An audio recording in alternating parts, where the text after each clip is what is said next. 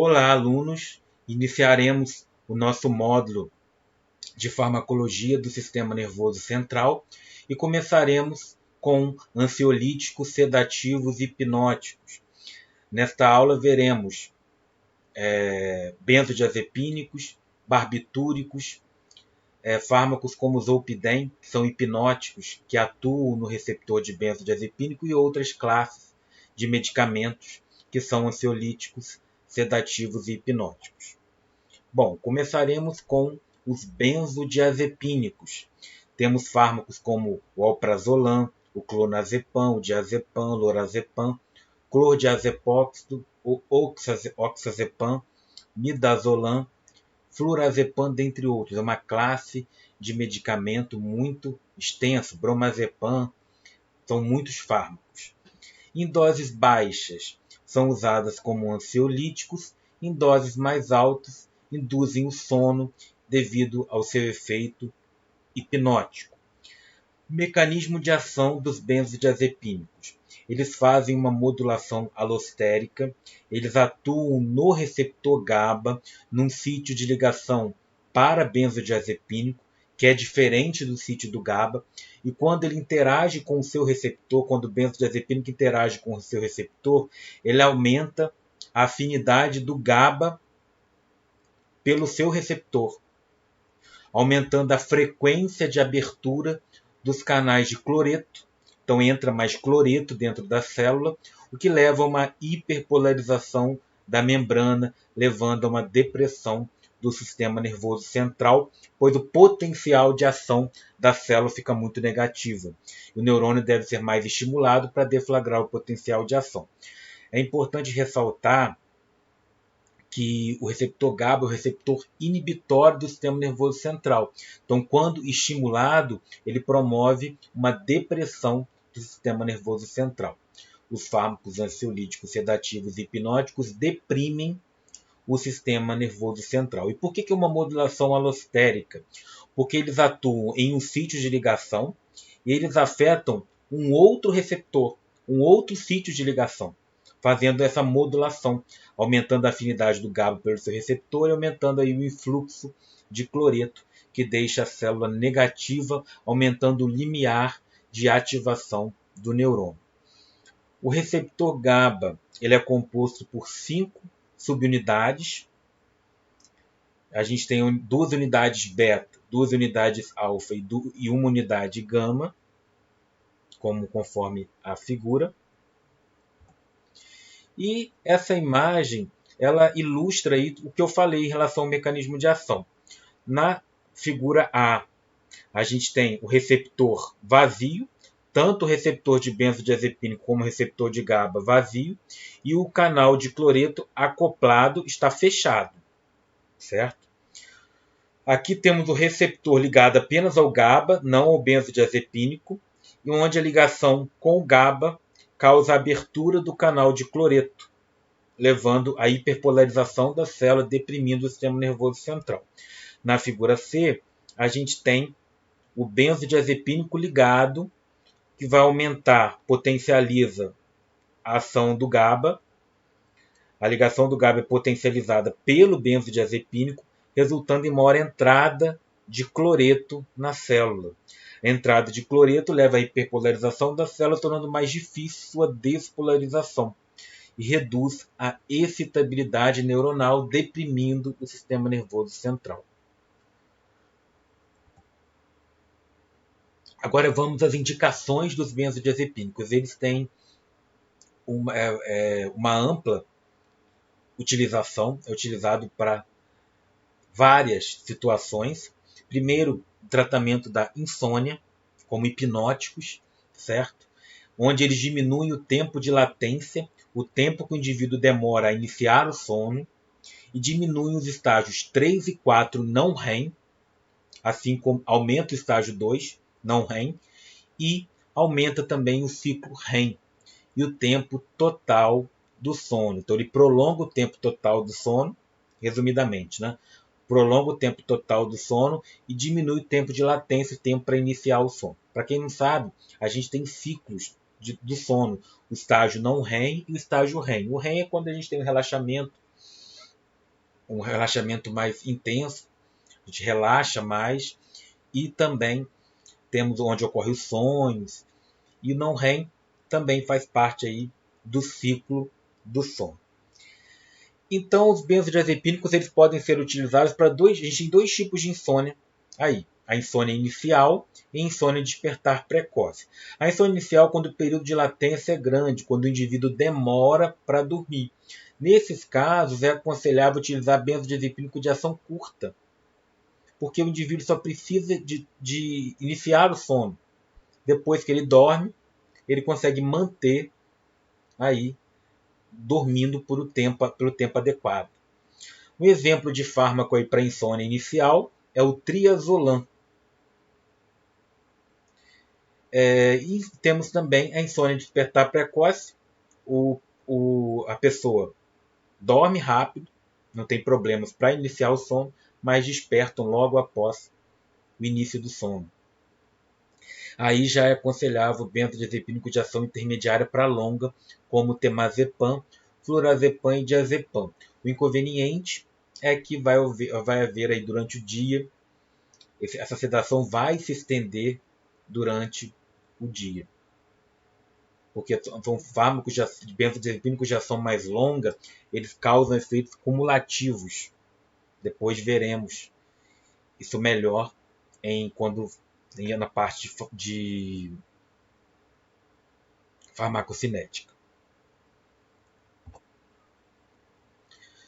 Também são usados no tratamento da ansiedade em doses mais baixas, onde são usados mais fármacos de ação longa, intermediária, como diazepam, por exemplo, clonazepam, alprazolam, também o bromazepam, são preferidos aí para tratar a ansiedade.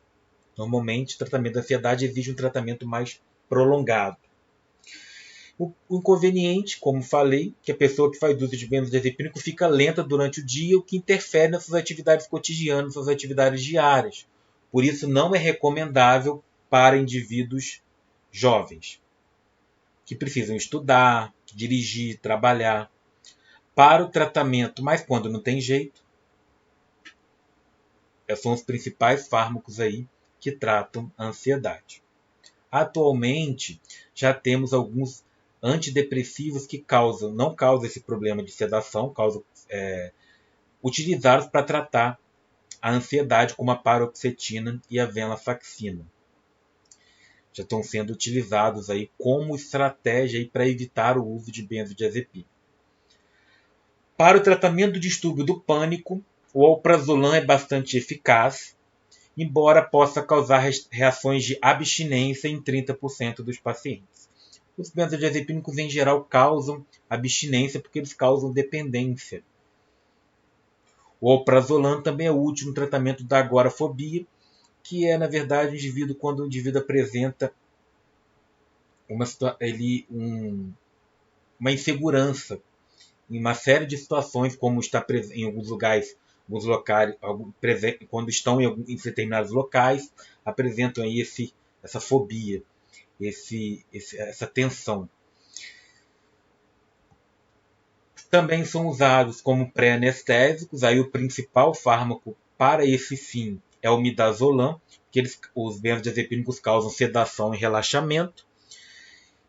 O midazolam é usado porque ele tem um início da ação e duração da ação bem curto. Em anestesia peridural é muito comum se administrar o midazolam para sedar o paciente antes de aplicar a anestesia peridural. Uma outra indicação dos benzodiazepínicos é como anticonvulsivante. O clonazepam é usado na crise de ausência, que é um tipo de convulsão, onde o indivíduo fica paralisado, sem reação. A gente vai ver melhor quando a gente for estudar anticonvulsivante. E o lorazepam e diazepam é usado para retirar o paciente da crise do estado epilético. Normalmente, utiliza-se o diazepam para retirar o paciente da crise e depois são feitas doses repetidas de fenitoína para evitar que o indivíduo retorne a esse paciente retorna a esse estado epilético. E também o clobazam é usado para alguns tipos de convulsão, muito utilizado em crianças para prevenir aí alguns estados epiléticos. Uma outra utilização dos benzodiazepínicos é como um miorrelaxante. O diazepam é muito usado para esse fim. Eles diminuem o tônus da musculatura esquelética e também na crise de abstinência do álcool. Os benzodiazepínicos eles atuam no receptor GABA e o álcool parece também atuar nesse receptor. Agora vamos à farmacocinética. Os benzodiazepínicos são fármacos muito lipofílicos, logo têm um alto volume de distribuição. Em pacientes obesos, é comum haver uma distribuição ampla para o tecido adiposo, porque ele tem afinidade por ser lipofílico, necessitando de uma dose inicial de benzodiazepínico maior para esses pacientes, devido a essa distribuição para o tecido adiposo. Porém, existe o risco desse fármaco retornar, sair do tecido adiposo, retornar à corrente sanguínea num processo chamado redistribuição. Isso pode aumentar muito a concentração plasmática, que já necessitou de uma dose mais alta para poder obter o mesmo efeito de um indivíduo com um peso normal, que pode resultar em intoxicidade, aumento da sedação, amnésias, anterógradas, sintomas aí, efeitos colaterais, reações adversas mais intensas. Por ser lipofílico, os benzodiazepínicos precisam ser metabolizados no fígado para serem eliminados. A maioria deles sofrem oxidação microsômica, reações de fase 1, seguidas de conjugação com ácido glicurônico. Os metabólitos hidrossolúveis dos benzodiazepínicos são excretados principalmente pelos rins. E esses metabólitos resultantes da reações de fase 1 são ativos, em sua grande maioria. Só são inativados quando são conjugados com ácido glicurônico. Também possuem alta taxa de ligação a proteínas plasmáticas, de 70% a 99%, porém dificilmente essa propriedade resulta em interações clinicamente significativas. Como falei, os benzodiazepínicos têm como característica o fato de apresentarem vários metabólitos ativos. Por exemplo, o diazepam possui como metabólitos ativos desmetildiazepam e o oxazepam. O clordiazepóxido, o desmetilclordiazepóxido, o demoxepam, também o desmetildiazepam, o oxazepam. Só depois ele é conjugado e excretado por via renal. Temos o oxazepam também está disponível na forma de fármaco, não tem metabólito ativo, assim como o lorazepam, que é utilizado aí para retirar o indivíduo do estado epilético, muito utilizado como anticonvulsivante. Eles também, o lorazepam, não tem metabólito ativo. Os benzodiazepínicos são classificados de acordo com a duração da ação, de acordo com o tempo de meia-vida, em ação prolongada, intermediária ou curta.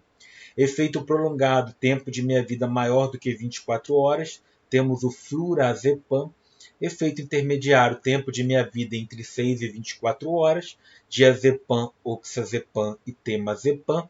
E efeito curto, tempo de meia-vida menor do que 6 horas, exemplo, midazolam, o triazolam, que já vimos que são úteis para tratar insônia inicial, e também o brotizolam, tem tempo de meia-vida bastante curto. O midazolam é muito utilizado aí como pré-anestésico, certo? Para induzir, para sedar o paciente antes da anestesia, e também para alguns procedimentos de diagnóstico, como por exemplo a endoscopia, alguns procedimentos que são um pouco invasivos. A meia-vida do fármaco administrado, do benzodiazepínico administrado, não dita o tempo total do efeito quando possui metabólitos ativos. Então a gente tem que considerar também o tempo de meia-vida do metabólito ativo, não só do fármaco. Idosos é preferível, é recomendado se administrar fármacos sem metabólitos ativos, porque já podem ter um certo comprometimento aí da função hepática. Então, se você utiliza um fármaco que não tem metabólito ativo, ocorre uma menor sobrecarga aí do fígado, porque esses fármacos, por serem lipofílicos, precisam ser biotransformados, a maioria deles, no fígado, onde tem intensa metabolização de primeira passagem, resultando aí na formação de um ou mais metabólitos ativos. O oxazepam e o lorazepam não possuem esses metabólitos ativos.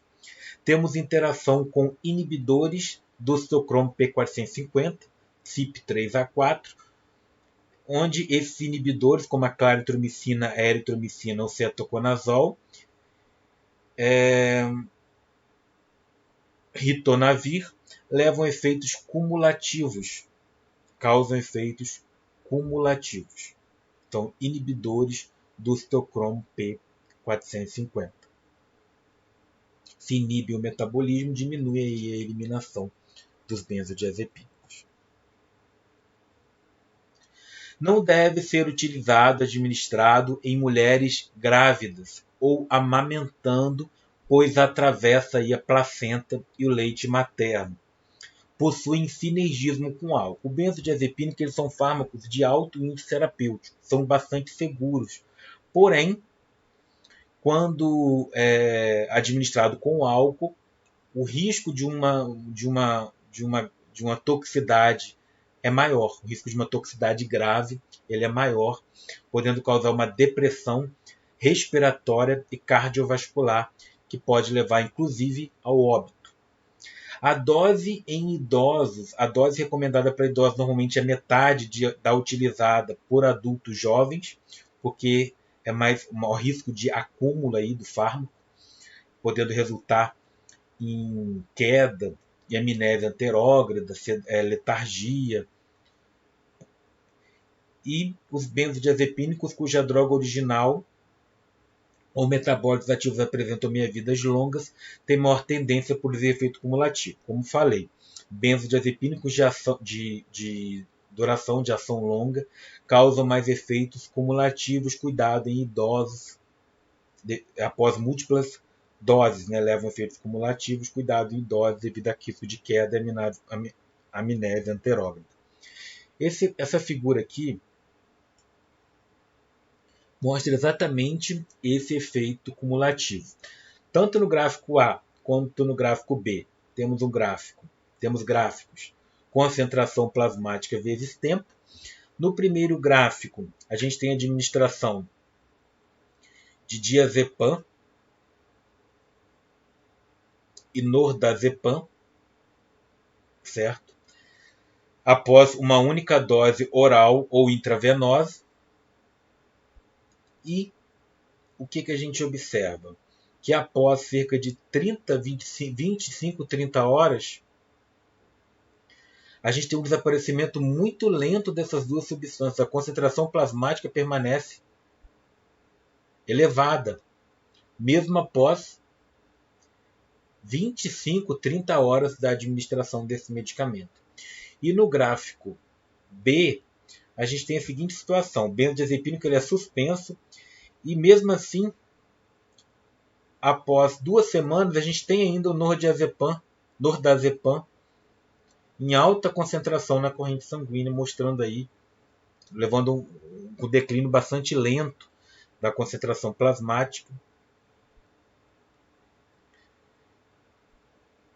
que mostra aí o efeito cumulativo desses fármacos, de ação mais longa, moderada a longa. Efeitos adversos: amnésia anterógrada, sedação, incoordenação motora, diminuição dos reflexos, cefaleia, visão borrada e efeitos do uso crônico, dependência e tolerância. Dependência pode causar aí uma síndrome de abstinência quando se faz a retirada, e tolerância, o que é a tolerância? É que aquela dose que antes fazia um efeito não passa a não fazer, necessitando de um aumento da dose para se obter o mesmo efeito que se tinha anteriormente. Temos a questão da intoxicação aguda e intoxicação crônica. Os sintomas da intoxicação aguda: depressão respiratória branda, hipotensão, sedação, letargia, incoordenação motora, diminuição dos reflexos, e alguns pacientes podem ter náuseas, diarreias e vômitos. Já os efeitos colaterais da administração crônica são dependência, abuso e tolerância. Para tratar a intoxicação crônica, é feita a retirada lenta e gradual dos benzodiazepínicos, onde a utilização de fármacos de ação intermediária causa menos síndrome de abstinência. Você utiliza normalmente o fármaco de ação intermediária e vai retirando a dose lentamente para evitar aí a síndrome de abstinência. E para tratar, vamos ver no próximos slides, para tratar a intoxicação aguda, utiliza-se o flumazenil, que é o antídoto aí dos benzodiazepínicos. Contraindicações: devem ser utilizados em cautela em pacientes com insuficiência renal, porque são eliminados por essa via. Insuficiência hepática, porque para ser eliminados depende aí dessa biotransformação hepática. E também no glaucoma de ângulo estreito, que pode aumentar a pressão ocular. Sinergismo com álcool com risco de morte, já discutimos aí essa questão. O antídoto da intoxicação aguda, não só na intoxicação aguda, mas também para acelerar a recuperação após o uso em procedimentos anestésicos e diagnóstico, é utilizado o flumazenil, que é um antagonista do receptor de benzodiazepínico. Eles foram aprovados aí para reversão desses efeitos depressores do sistema por superdosagem de benzodiazepínico sobre o sistema nervoso central. Também são utilizados para reverter o efeito do zolpidem e o zaleplon, que são fármacos que veremos a seguir mais à frente na aula, nessa mesma aula. Existe uma interação do flumazenil com antidepressivos tricíclicos, que ter o risco de convulsões e arritmias, o uso concomitante do flumazenil e antidepressivos tricíclicos, como amitriptilina, imipramina, nortriptilina. O tempo de meia-vida do flumazenil é bem curto, é cerca de 1 hora, duração de ação 30 a 60 minutos. Então, para reverter aí a ação de benzodiazepínico de ação intermediária e longa, é necessária a administração de repetidas vezes do flumazenil, porque a duração da ação dele é bastante curta. E finalizamos aí os benzodiazepínicos, iniciaremos o estudo dos barbitúricos. Também veremos barbitúricos e anticonvulsivantes, mas já vamos iniciar aí o estudo desse grupo de fármacos, que temos aí o fenobarbital, o amobarbital, secobarbital, pentobarbital e tiopental. O mecanismo de ação é muito parecido com o mecanismo de ação dos benzodiazepínicos. Também atuam no receptor GABA, no sítio de ligação para barbitúricos, que é diferente do sítio do GABA e também dos benzodiazepínicos. Quando interage, alguns estudos mostram que eles aumentam o tempo de abertura dos canais de cloreto. O benzodiazepínico aumenta a frequência de abertura e os barbitúricos aumentam o tempo de abertura. Eles levam, o que leva a hiperpolarização da membrana, levando à depressão do sistema nervoso central. É importante ressaltar que os barbitúricos causam uma depressão maior do sistema nervoso central. Acredita-se que seja porque eles aumentam esse tempo aí de abertura dos canais de cloreto, ocorre um influxo mais intenso de cloreto na célula, hiperpolarizando e diminuindo bastante, o que aumentando bastante o limiar de ativação do neurônio.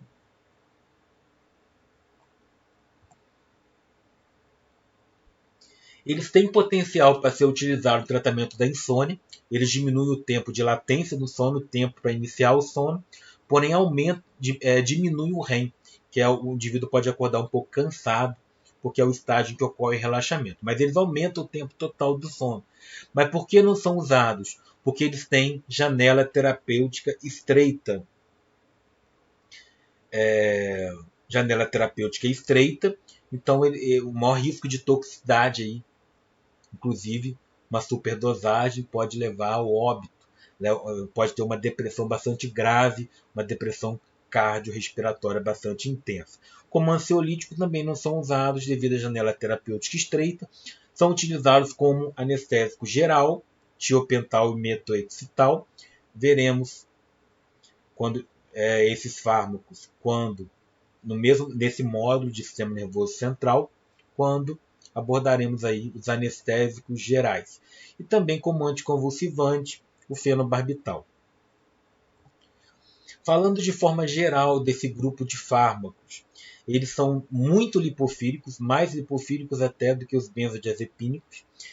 O fenobarbital é o menos lipofílico desses fármacos e deve ter cuidado com a redistribuição em pessoas obesas.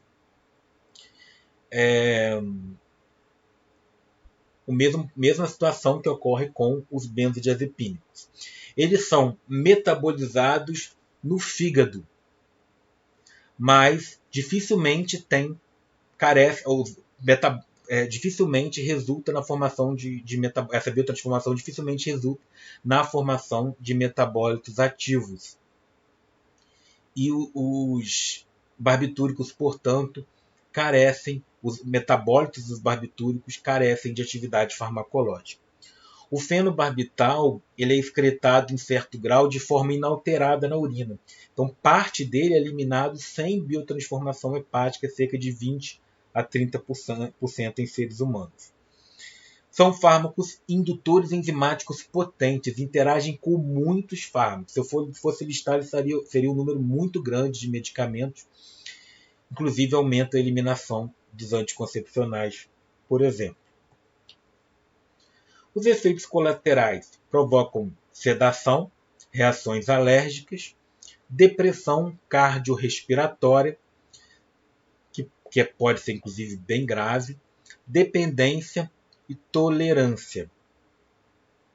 São contraindicados em pacientes com porfiria, porque eles aumentam a síntese de porfirinas, que interfere na síntese da molécula M da hemoglobina. Altera também devido ao efeito indutor enzimático, diminui aí a formação, diminui o metabolismo altera o metabolismo da vitamina K, levando à degradação aí mais rápida dessa vitamina, podendo levar a distúrbios de coagulação, e também a da vitamina D, que é responsável pela absorção de cálcio para manter os níveis de cálcio sérico, podendo causar situações como osteomalácia, até osteoporose, desencadear aí indivíduos predispostos aí à ocorrência de osteoporose, porque diminui aí a absorção de cálcio. Diminui a absorção de cálcio não, corrigindo. Aumenta a degradação da vitamina D, que é uma vitamina importante para a absorção de cálcio. Os efeitos depressores respiratórios e cardiovasculares são mais pronunciados quando esses fármacos são administrados por via intravenosa. E os barbitúricos têm antídoto? Não possuem antídotos. O que é feito em caso de uma toxicidade, uma depressão cardiorrespiratória, é a realização de medidas de suporte, como a utilização de ventilação mecânica, ventilação pulmonar e o uso de vasopressores para controlar, aumentar a pressão arterial. Um outro grupo de fármacos que tem propriedades ansiolíticas são as azapironas, que temos aí como protótipo a buspirona. O mecanismo de ação, eles são agonistas, não atuam no receptor GABA, são agonistas, é um fármaco agonista parcial do receptor 5-HT1A pré e pós-sináptico. Esse receptor é o receptor de serotonina, mas também apresenta certa afinidade por receptores dopaminérgicos D2 cerebrais. Eles não apresentam propriedades hipnóticas, então não são utilizados no tratamento da insônia. Apresentam aí propriedade ansiolítica, mas como inconveniente tem o fato de ter um período de latência de 1 semana. Demora de 1 semana para que ocorra a sua ação farmacológica. Então, em uma situação de ansiedade aguda, é uma situação de ansiedade aguda, fica complicado usar esse medicamento devido a esse período de latência, porque o efeito dele demora cerca de uma semana.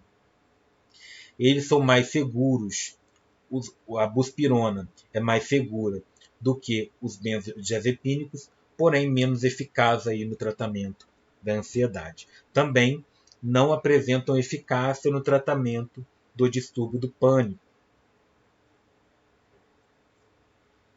São metabolizados pelo citocromo P450. Em relação agora estamos falando da farmacocinética. Sofrem intenso metabolismo de primeira passagem, tem o seu nível reduzido quando utilizado junto com rifampicina. A rifampicina é um indutor enzimático, aumenta o metabolismo desses fármacos, levando aí a diminuição dos níveis plasmáticos, seus níveis plasmáticos. Efeitos adversos.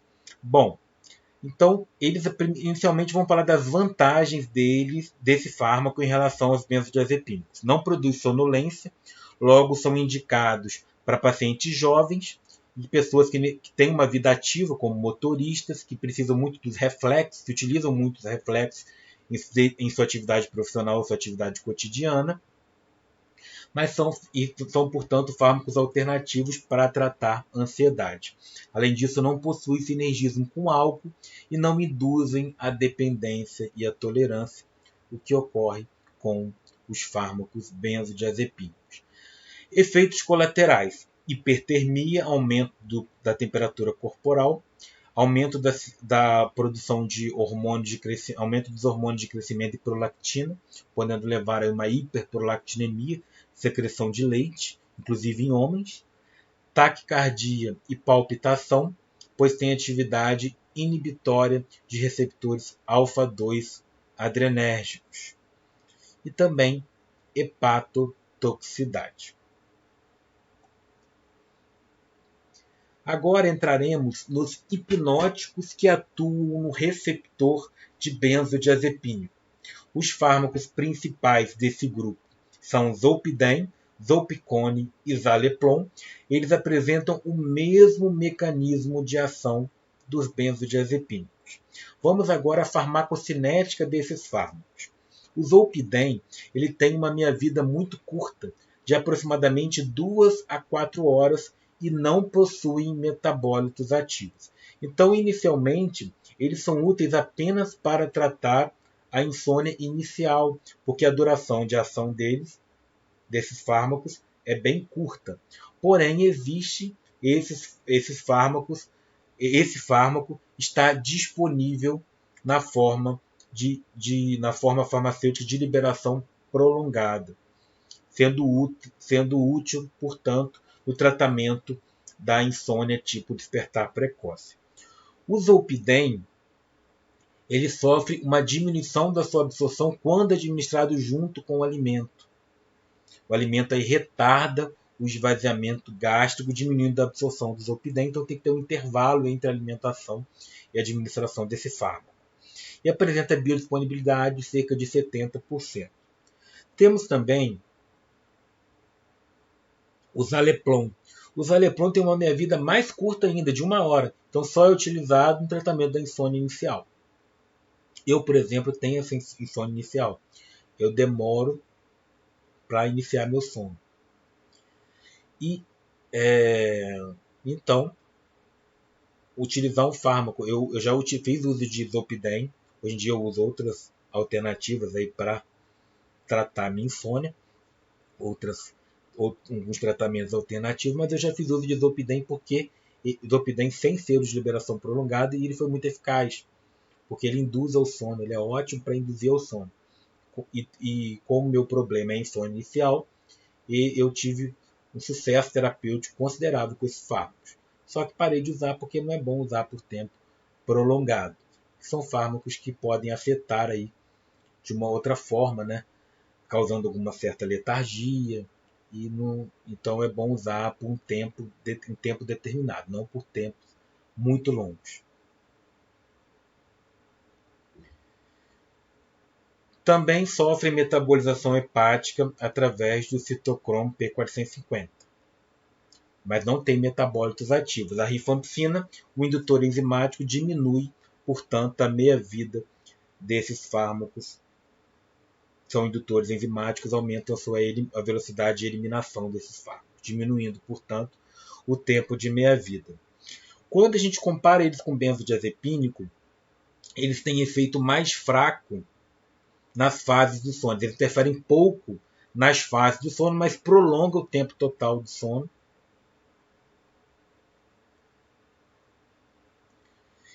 Quando o Zolpidem é utilizado, o Zolpidem de liberação prolongada prolonga o tempo total do sono e também diminui o tempo de latência, o tempo necessário para iniciar aí o sono. Também em relação ao benzodiazepínico, menor risco de dependência e tem pouca atividade ansiolítica, não são utilizados para tratar a ansiedade, ao contrário da buspirona e dos benzodiazepínicos. Menor risco de insônia rebote. O que é insônia rebote? O indivíduo só passa a dormir quando usa o benzodiazepínico. Ele para de usar, ele tem insônia. Uma piora desse quadro de insônia. E também não são usados como anticonvulsivantes e miorrelaxantes por terem efeitos mínimos.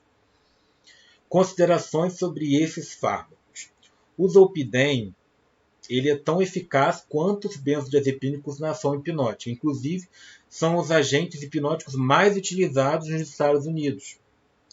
Eles diminuem o tempo de latência do sono e prolongam o tempo total em pacientes com insônia, mas provocam efeitos mínimos sobre as fases do sono. Mas em doses elevadas podem suprimir o REM quando utilizados em doses altas. O Zaleplon tem uma vida muito curta, já discutimos isso, e é mais útil para a insônia inicial. Efeitos colaterais são náuseas e desconforto gástrico, podendo ser necessária a suspensão desse medicamento e também podem causar pesadelos. Baixa tolerância e dependência, uma vantagem importante em relação aos benzodiazepínicos como alternativa para o tratamento da insônia. Também ocorre depressão respiratória se forem ingeridos em grandes doses. Principalmente com álcool, a gente observa o sinergismo. Como antídoto também temos o flumazenil. Menor risco de insônia rebote do que os benzodiazepínicos. Para fechar, vamos ver o hidrato cloral, que é um fármaco sedativo, hipnótico e indutor do sono. Em relação à sua farmacocinética, ele é o hidrato cloral, um derivado triclorado do acetaldeído, e ele é convertido no metabólito ativo triclofenol. E aí, o início da sua ação é em 30 minutos e seu efeito dura por cerca de 6 horas. Em relação aos efeitos adversos, são fármacos irritantes ao trato gastrointestinal, levando a um desconforto epigástrico e causam uma sedação incomum e uma sensação desagradável na gustação. Também apresentam sinergismo com o álcool e têm uma interação medicamentosa importante, deslocam a varfarina da sua ligação com proteínas plasmáticas. É a única interação importante dos hipnóticos, sedativos e ansiolíticos relacionados ao deslocamento da proteína plasmática. Encerramos aqui a primeira aula de farmacologia do sistema nervoso central, que foi ansiolíticos, sedativos e hipnóticos, onde vimos aí os benzodiazepínicos, os barbitúricos, as azapironas, a buspirona, e vimos também o hidrato cloral e os hipnóticos que atuam no receptor de benzodiazepínico, Zolpidem, Zaleplon, Zolpicone. Encerramos aqui, portanto, essa aula e até a próxima. Um grande abraço a todos.